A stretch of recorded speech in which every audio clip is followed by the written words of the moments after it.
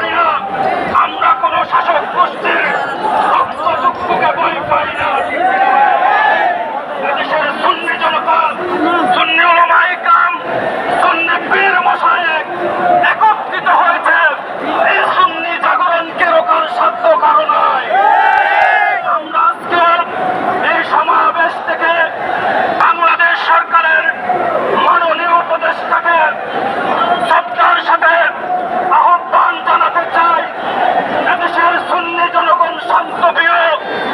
এদেশের সুন্নি জনগণ যখনই দেশের বিরুদ্ধে কোনো ষড়যন্ত্র হয়েছে তখনই রুখে দাঁড়িয়েছি। ঠিক প্রিয় ভাইরা আমার, এদেশের সুন্নি জনতার সাথে যদি কোনো অসৎ আচরণ করা হয়, রক্তচক্ষু দেখানো হয়, তাহলে এদেশের জনগণ ছাড় দিয়ে কথা বলবে না।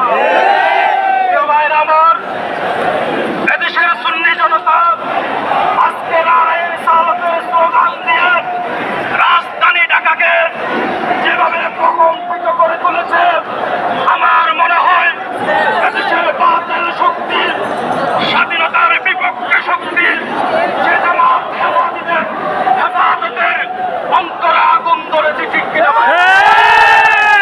চাই তাদের এই আগুন অব্যাহত থাকুক।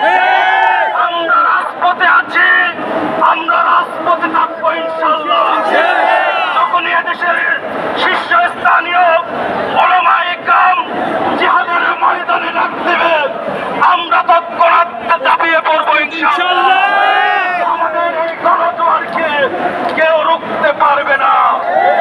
কেউ উপস্থিতি, আমরা যেভাবে আজকে বিভিন্ন দরবার, বিভিন্ন পীর মাশায়েখের অনুসারীরা, সুন্নি বিভিন্ন রাজনৈতিক সংগঠন, বিভিন্ন সুন্নি রাজনৈতিক সামাজিক সংগঠন একত্রিত হয়েছি, আপনাদের কাছে সনির্বদ্ধ অনুরোধ থাকবে, এদেশের প্রতিটি পাড়ায় মহল্লায় আপনারা একত্রিতভাবে কাজ করুন।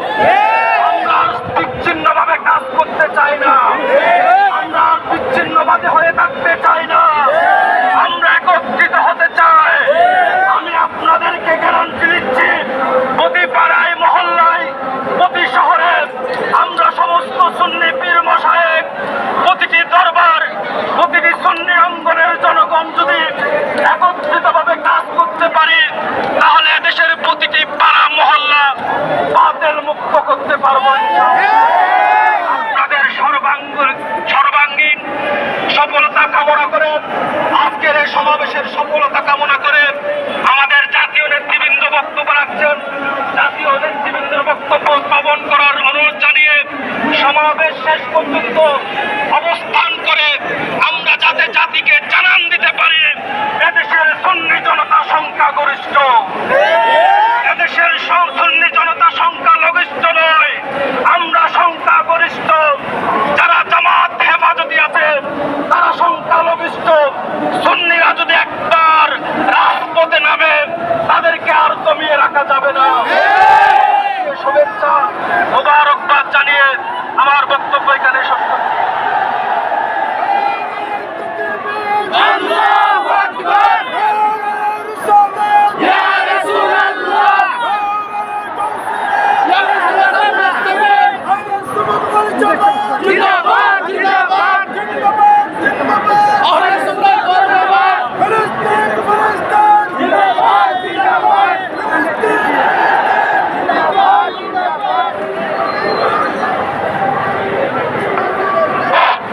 সারসিনা দরবারের একজন মুআল্লিম, আমি হুজুরকে একটু সামনে আসার জন্য অনুরোধ করবো।